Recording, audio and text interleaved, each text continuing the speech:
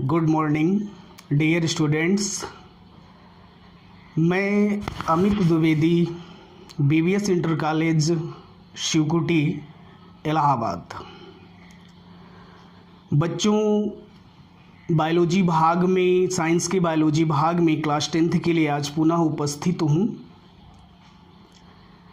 आपने पिछले लेक्चर में जीवों में पोषण के प्रकार में सबसे पहले आपने स्वपोषण, स्वपोषी पोषण या पौधों में प्रकाश संश्लेषण का अभी तक आपने विस्तृत अध्ययन किया था। दूसरी जो बात यहाँ पर आती है, आप तो पहला पढ़ चुके हैं स्वपोषण या प्रकाश संश्लेषण, जिसका आपने विस्तृत अध्ययन किया। दूसरी जो बात आती है वह है परपोषी पोषण या हेटेरोट्रोफस न्यूट्रिशन। और परपोषी पोषण में मैंने आपको बताया था कि ये 3 प्रकार के होते हैं विशेष रूप से। एक आपके प्राणी समभोजी, दूसरे आपके पैरासाइट और तीसरे आपके विशेष रूप से होते हैं सेप्रोजोइक। तो यहाँ पर आगे जो हम चर्चा करने वाले हैं वह है परपोषी पोषण। नेक्स्ट जो बात आती है आपकी दूसरा, स्वपोषण में आपने प्रकाश संश्लेषण का अध्ययन किया। दूसरी जो बात आती है वह है परपोषी पोषण। परपोषी पोषण या इसको हेटेरोट्रोपिक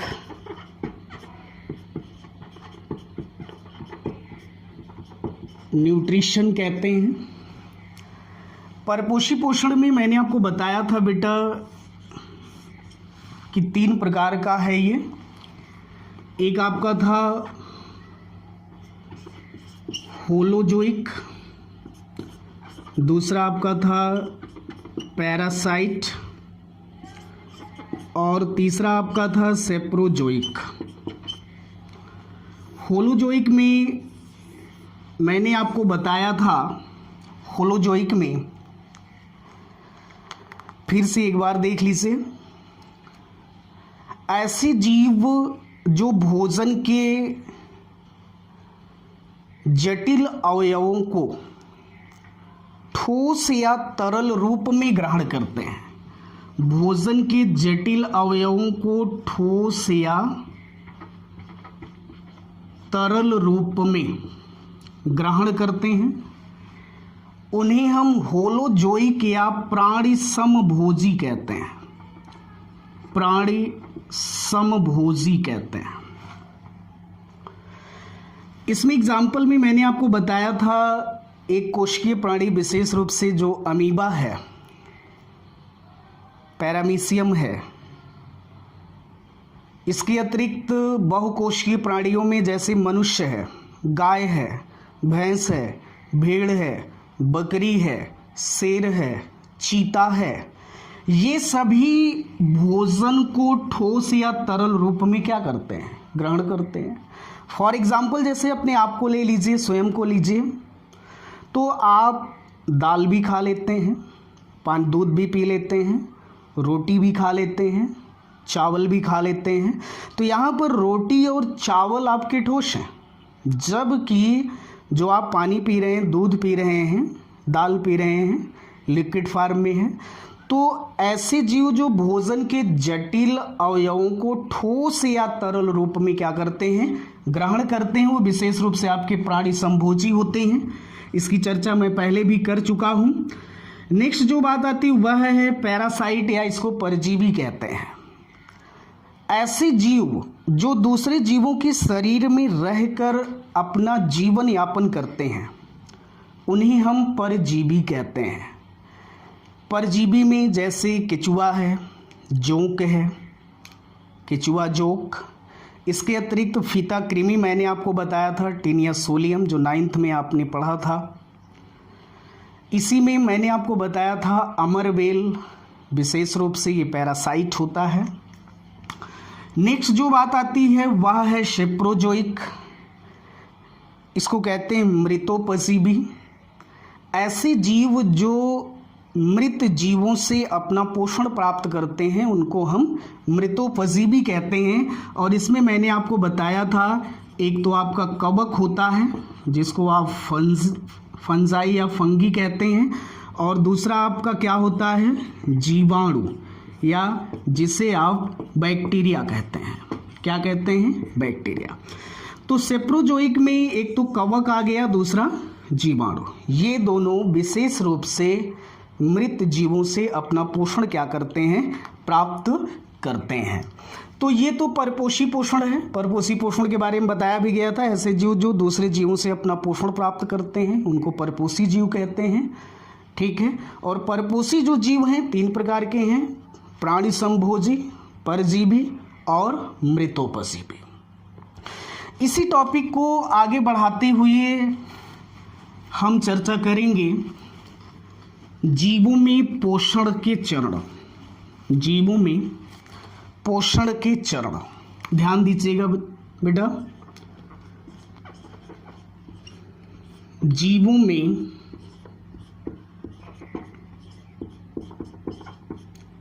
पोषण के चरण, इसकी भी चर्चा हम संक्षिप्त रूप में पिछले लेक्चर में किए थे। जीवों में पोषण के कितने चरण होते हैं, मैंने आपको बताया था कि जीवों में पोषण के 5 चरण होते हैं। कितने चरण, 5 चरण होते हैं। जीवों में पोषण के कितने चरण, 5 चरण। सबसे पहली जो बात यहाँ पर आती है वह है भोजन का अंतर्ग्रहण। दूसरी जो बात आती है वह है भोजन का पाचन। तीसरी जो बात आती है पचे हुए भोजन का अवशोषण। और चौथी जो बात आती है वह है स्वांगीकरण। स्वांगीकरण या इसको एसिमिलेशन कहते हैं। और 5वीं जो बात आती है वह है बहिक्षेपण या इसको कहा जाता है मल विसर्जन। तो जीवों में बेटा पोषण के कितने चरण हैं, 5 चरण हैं। सबसे पहली जो बात आती है वह है भोजन का अंतर्ग्रहण।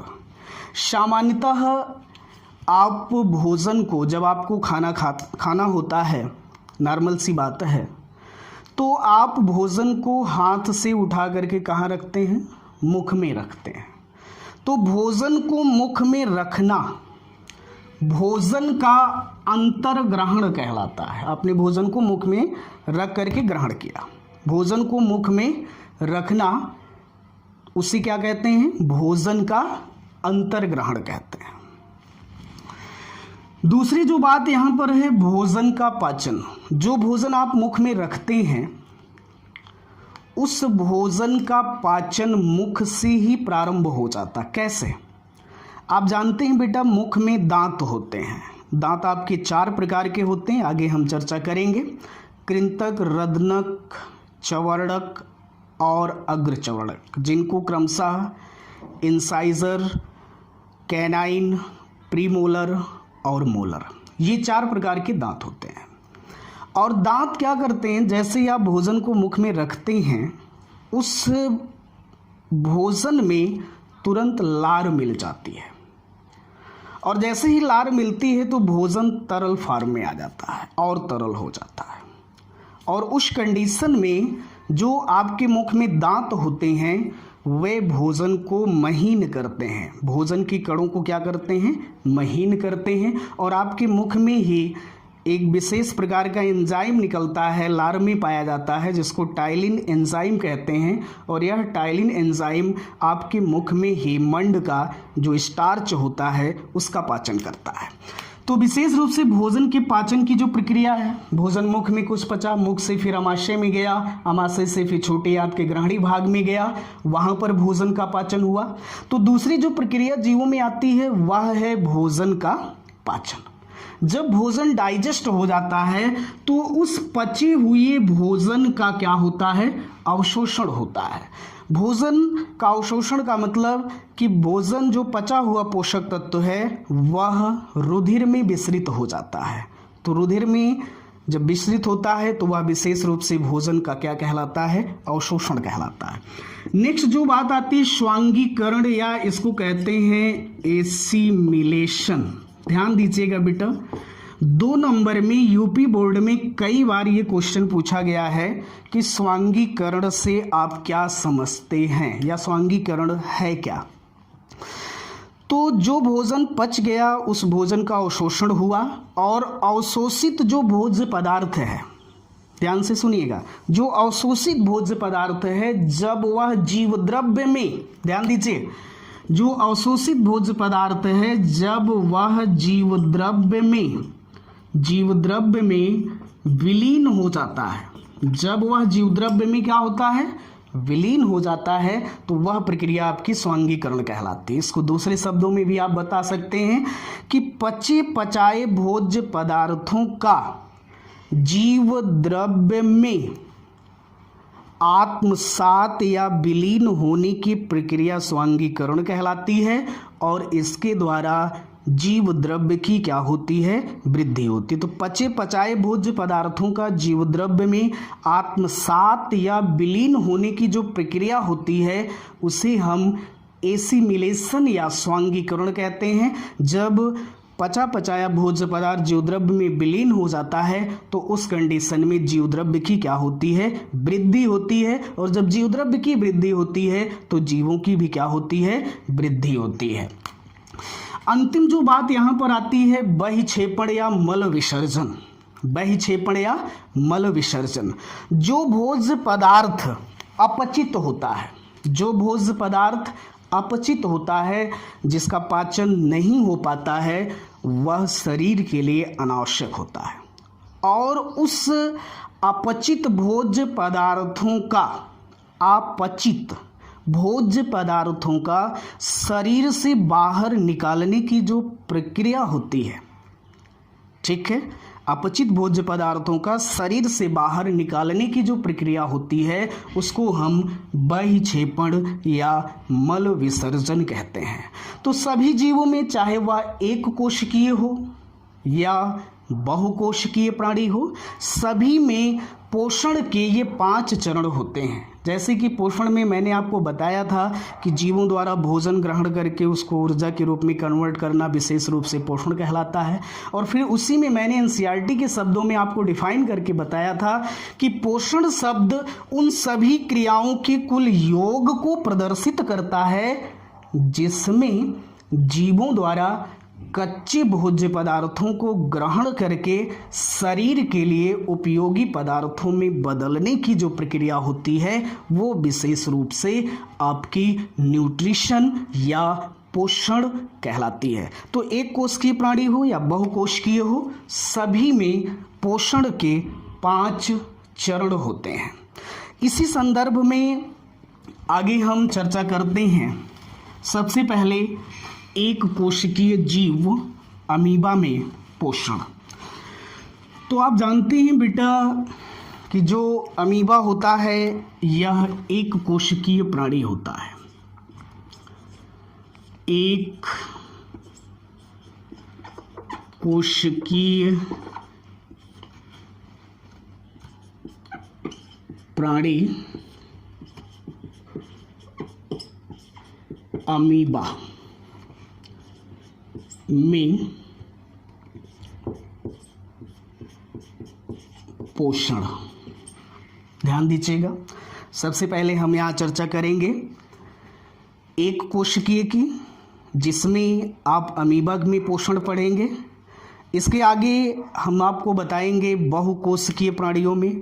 तो बहुकोशिकीय प्राणियों की जहाँ पर चर्चा आएगी वहाँ पर आपको मनुष्य में पोषण पढ़ना है विशेष रूप से। तो एक कोशिकीय प्राणी अमीबा में क्या है? पोषण। आप जानते हैं बेटा कि अमीबा एक कोशिकीय प्राणी है, अमृत प्राणी है। इसकी कोई निश्चित आकृति नहीं होती, इसकी कोई निश्चित रचना नहीं होती, इसकी कोई निश्चित संरचना नहीं होती है। प्रतिपल इसकी संरचना बदलती रहती है। एक कोशिकीय है और इसमें जो भी क्रियाएं होंगी अमीबा में विशेष करके इसके शरीर की सामान्य सतह द्वारा होती है। इसके शरीर की सामान्य सतह द्वारा इसमें जो भी क्रियाएं होंगी वो इसके शरीर की सामान्य सतह द्वारा होती हैं। जैसे कि एनसीईआरटी में क्वेश्चन आपका दिया गया था कि हमारे जैसे बहुकोशिकीय जीवों में ऑक्सीजन की जो आपूर्ति है वह विसरण द्वारा क्यों अपर्याप्त है। तो नॉर्मल सी बात है बेटा, वहाँ पर मैंने आपको बताया था कि जो एक कोशिकीय प्राणी होते हैं उनकी शारीरिक रचना सरल होती है और उनकी शरीर की सभी जो कोशिकाएं हैं वो लगातार वातावरण के संपर्क में होती हैं। इसलिए विसरण द्वारा एक कोशिकीय प्राणियों में ऑक्सीजन की पूर्ति हो जाती है। तो एक कोशिकीय जो प्राणी हैं ऑक्सीजन की पूर्ति ही नहीं, सारी क्रियाएं उनके शरीर की सामान्य सतह द्वारा हो जाती, क्योंकि शरीर की कोशिकाएं लगातार वातावरण के संपर्क में होती हैं। इसी में मैंने आपको बताया था कि जो बहुकोशिकीय प्राणी होते हैं जिनकी शारीरिक रचना जटिल होती है, जिनकी शारीरिक रचना क्या होती है? जटिल होती है। और बहुकोशिकीय प्राणियों के शरीर की जो कोशिकाएं हैं ये लगातार वातावरण के संपर्क में नहीं रह पाती हैं। यही कारण है कि हमारे जैसे बहुकोशिकीय प्राणियों में विसरण द्वारा ऑक्सीजन की जो पूर्ति है वह अपर्याप्त है। ऑक्सीजन की जो पूर्ति है क्या है? अपर्याप्त है। तो अमीबा विशेष रूप से एक कोशिकीय प्राणी होता है। और अभी आपने परपोषी पोषण में आपने देखा कि यह होलोजोइक होता है, प्राणी समभोजी होता है। विशेष रूप से कैसा होता है? प्राणी समभोजी होता है। अमीबा सामान्यतः जो माना जाता है, अमीबा एक प्रकार का सर्वाहारी प्राणी होता है। कैसा प्राणी होता है? सर्वाहारी प्राणी होता है। तो आइए पहले इसके हम स्ट्रक्चर की चर्चा करते हैं। अमीबा का स्ट्रक्चर कैसा है? कोई निश्चित आकृति नहीं होती है। विशेष रूप से यहाँ पर इसका न्यूक्लियस हो गया। अमीबा की कोई निश्चित आकृति नहीं होती है और इसमें जगह जगह ये उभार हैं। इस उभार को कहा जाता है कूटपाद या पादाभ या इसको सीडोपोडिया कहते हैं। मिडिल में यहाँ पर ये है इसका केंद्रक, ये केंद्रक हो गया।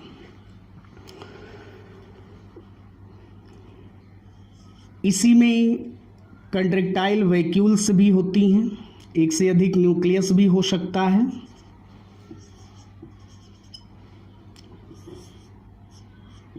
ऐसी रचना संकुचनशील रिक्तिका की होती है। इसमें जो तरल पदार्थ है वह विशेष रूप से कोशिका द्रव्य होता है।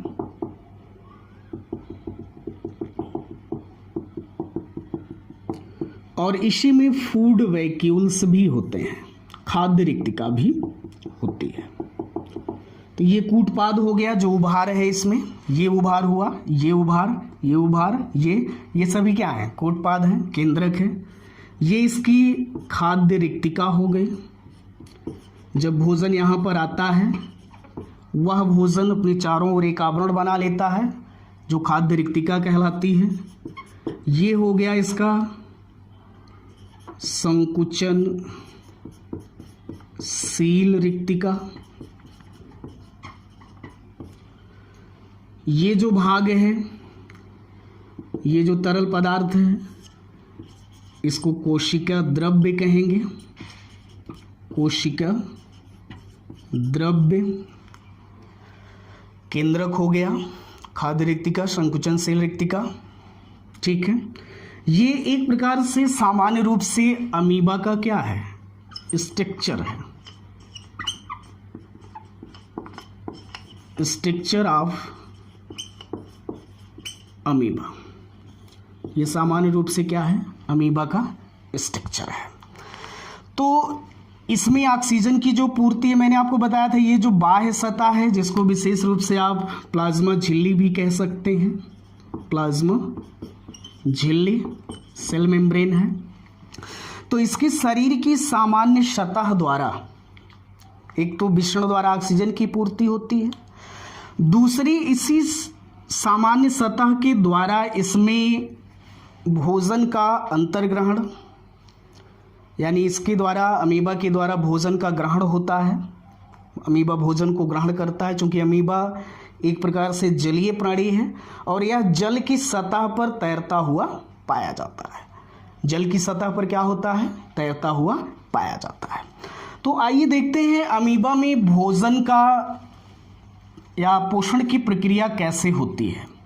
ठीक है, तो अभी आपने पढ़ा बेटा अमीबा का स्ट्रक्चर।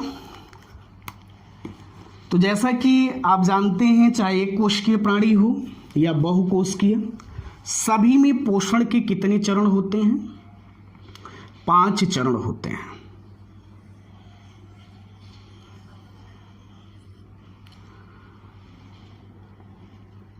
ये भोजन का कण है और अमीबा जल की सतह पर क्या है, तैरता हुआ पाया जाता है। इसमें जो बनती बिगड़ती रचना है, ये जो बनती बिगड़ती रचना है, इस टाइप से अभी आपने देखा था।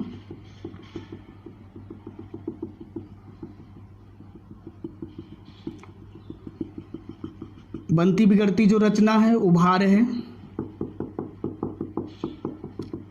उसको आप कूट पाद या पादाभ या सीडोपोडिया कहते हैं। तो अमीबा जल की सतह पर तैरता हुआ पाया जाता है। ये हुआ भोजन का कण या भोजन।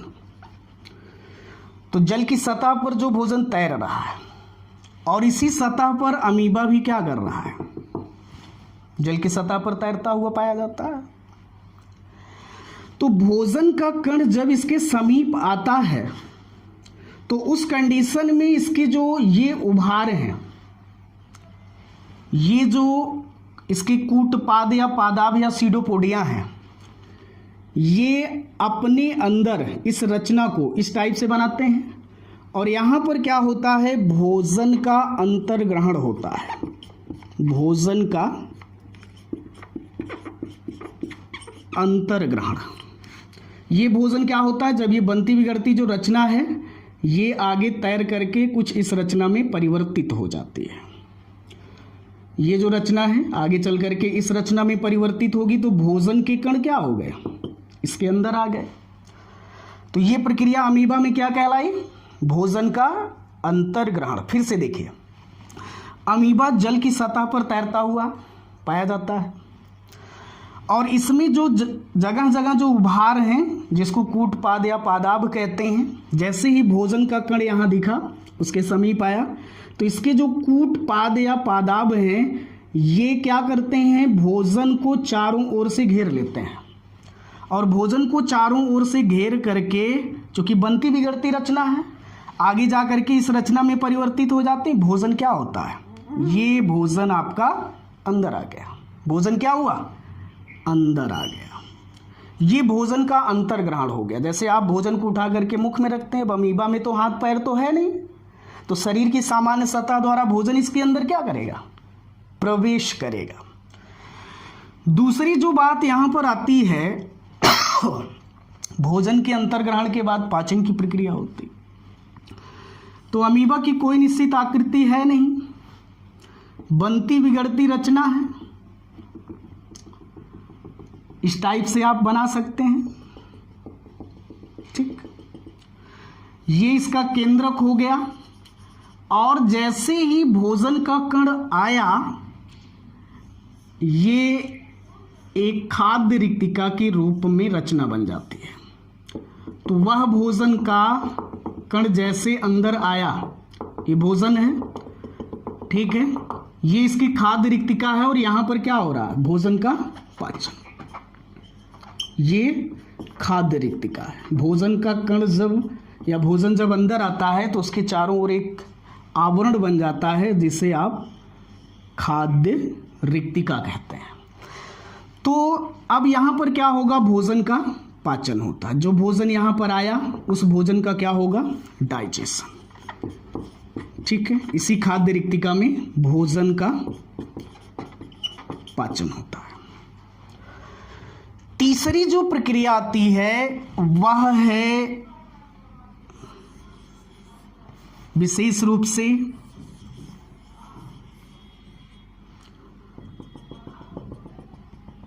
पाचन के बाद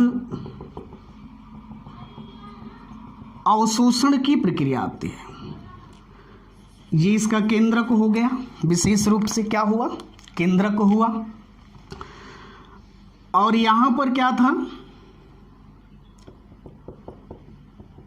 ये आपकी खाद्य रिक्तिका थी या खाद्य धानी थी। जब भोजन पचा इसमें तो इस भोजन का क्या हुआ, अवशोषण हुआ। भोजन का क्या हुआ, अवशोषण हुआ।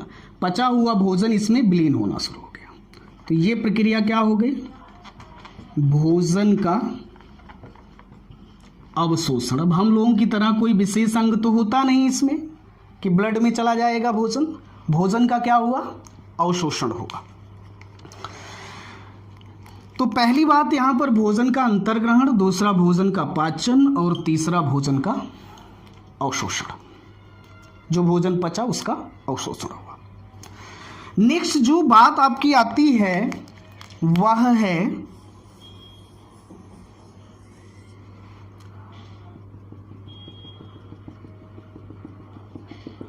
भोजन का स्वांगीकरण। ये इसकी रिक्तिका हो गई, ये खाद्य धानी था। तो जो भोजन इस अवशोषित हुआ वह भोजन क्या होता है, इसके कोशिका द्रव्य में विलीन हो जाता है। इसके कोशिका द्रव्य में क्या होता है, विलीन हो जाता है, पूरी सेल में विलीन हो जाता है। और अमीबा की क्या होती है, इसका जो अमीबा की वृद्धि होती है, अमीबा वृद्धि करता है। क्योंकि आप जानते हैं कि जब भोज्य पदार्थ कोशिका द्रव्य या जीव द्रव्य में विलीन होता है तो क्या होता है कि जीव द्रव्य की वृद्धि होती है। और जीव द्रव्य की वृद्धि होने से जीवों की क्या होगी, वृद्धि होगी। तो यहाँ पर जीव द्रव्य ना होकर कोशिका द्रव्य है, ठीक है। तो अमीबा की क्या हो गई, यहाँ पर वृद्धि हो गई। तो ये प्रक्रिया क्या कहलाई, विशेष रूप से ये प्रक्रिया आपकी कहलाई स्वांगीकरण। तो आपने स्वांगीकरण में बताया ही था, पचे पचाए भोज्य पदार्थों का जीव द्रव्य में आत्मसात या विलीन होने की जो प्रक्रिया होती है उसको आप क्या कहते हैं, स्वांगीकरण कहते हैं। नेक्स्ट जो बात आपकी आती है बेटा, पांचवी जो बात है, ये चौथी बात हो गई पोषण के चरण में, चौथा चरण। नेक्स्ट जो बात आती है वह है विशेष रूप से बहिक्षेपण या मल विसर्जन। इसका केंद्रक हो गया,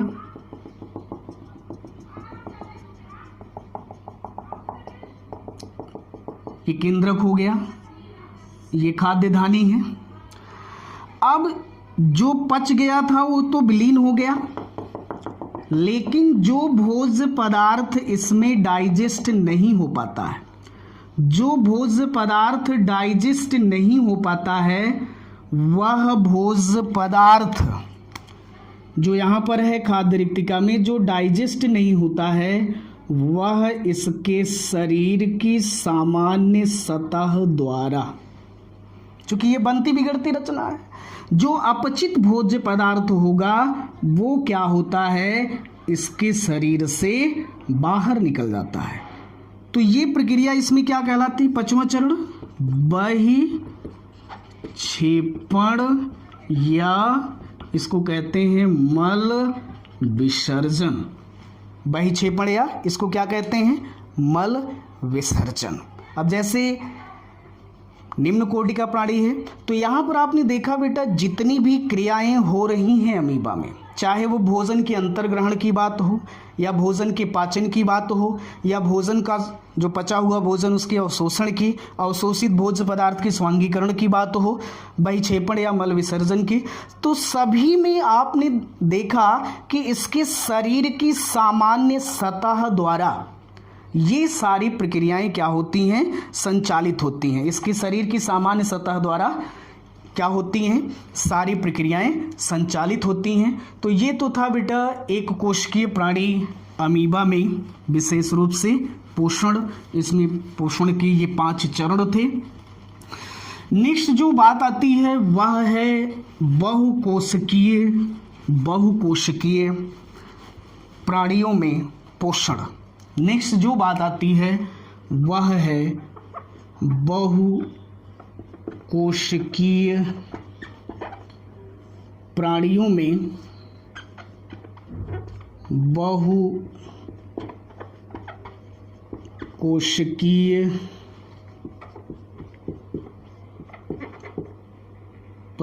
में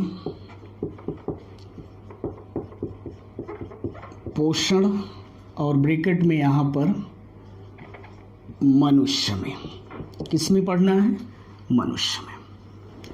तो अभी तक बेटा आपने निम्न कोटि के कोशिकीय प्राणियों में देखा अमीबा में विशेष रूप से पोषण, और अब बात आती है बहुकोशिकीय प्राणियों में पोषण। बहुकोशिकीय प्राणियों में विशेष रूप से आपको यहाँ पर मनुष्य में पोषण पढ़ना है। और आप पढ़ चुके हैं बेटा कि पोषण के 5 चरण होते हैं, भोजन का अंतर्ग्रहण, भोजन का पाचन, भोजन का अवशोषण, भोजन का स्वांगीकरण और अपचित जो भोज्य पदार्थ होता है उसका बहिक्षेपण। तो पाचन पढ़ने से पहले सबसे पहले यहाँ पर हम चर्चा करेंगे बेटा डाइजेशन की। किसकी चर्चा, डाइजेशन या इसको कहते हैं पाचन। पाचन आप पढ़ चुके हैं, जब मैं उपापचय पढ़ा रहा था तो उसमें मैंने बताया था तो 2 प्रकार की प्रक्रिया होती है, एक अपचयी क्रिया और दूसरा उपचयी क्रिया, कैटाबोलिक और एनाबोलिक रिएक्शन। कैटाबोलिक में आपको बताया गया था बेटा कि जो डाइजेशन होता है ये विशेष रूप से कैटाबोलिक होता है, विखंडनकारी प्रक्रिया होती है। तो पाचन या डाइजेशन होता क्या है, कई बार आपने सुना होगा कि डाइजेशन क्या है, गड़बड़ है, यानी पेट खराब है।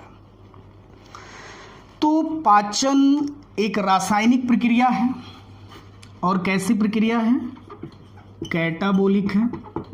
कैसी है, कैटाबोलिक है। तो पाचन या डाइजेशन को आप डिफाइन कैसे करते हैं, जो भोजन आप ग्रहण करते हैं, कोई भी भोज्य पदार्थ, दाल चावल रोटी सब्जी जो भी कुछ खाते हैं, उसमें जो पोषक तत्व होते हैं वो जटिल फॉर्म में होते हैं, जैसे कार्बोहाइड्रेट्स है, प्रोटीन है, वसा है, ठीक है।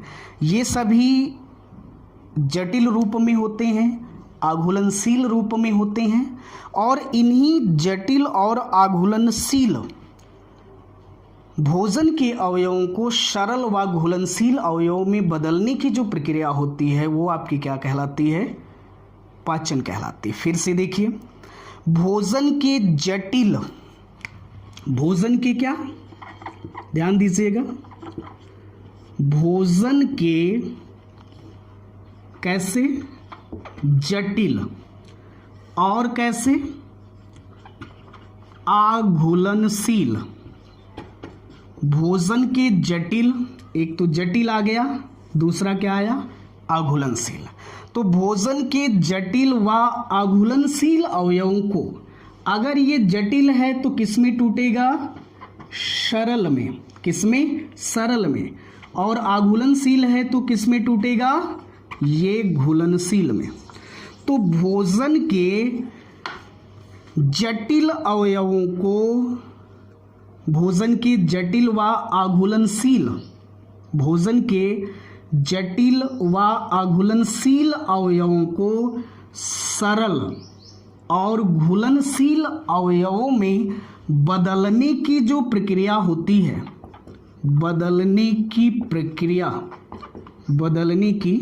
प्रक्रिया ये विशेष रूप से आपकी कहलाती है डाइजेशन। फिर से देखिए, भोजन के जटिल अवयवों, भोजन के जटिल व अघुलनशील अवयवों को सरल और घुलनशील अवयवों में बदलने की जो प्रक्रिया होती है वह विशेष रूप से आपकी क्या कहलाती है बेटा? डाइजेशन कहलाती है, या इसे कहते हैं पाचन। क्या कहते हैं? पाचन कहते हैं। नेक्स्ट जो बात आपकी आती है वह है मनुष्य का पाचन तंत्र, डाइजेस्टिव सिस्टम इन ह्यूमन। मनुष्य का जो पाचन तंत्र है इस पर हम नेक्स्ट लेक्चर में हम चर्चा करेंगे। मनुष्य के पाचन तंत्र का सचित्र वर्णन के बारे में कई बार बोर्ड एग्जाम में पूछा गया है।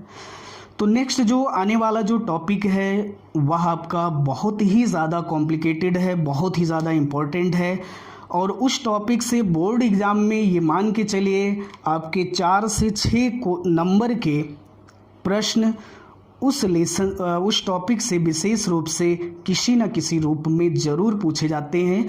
तो नेक्स्ट लेक्चर में हम चर्चा करेंगे मनुष्य के पाचन तंत्र की। तब तक के लिए थैंक यू, धन्यवाद।